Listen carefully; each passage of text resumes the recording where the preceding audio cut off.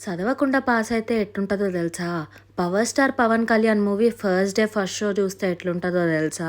ఇలాంటి ఫీలింగ్ మళ్ళీ ఎప్పుడొస్తదంటే కార్తీక మాసం మొత్తం వెయిట్ చేసి ఇక 1 మంత్ తర్వాత చికెన్ తింటే అప్పుడొస్తదనమాట.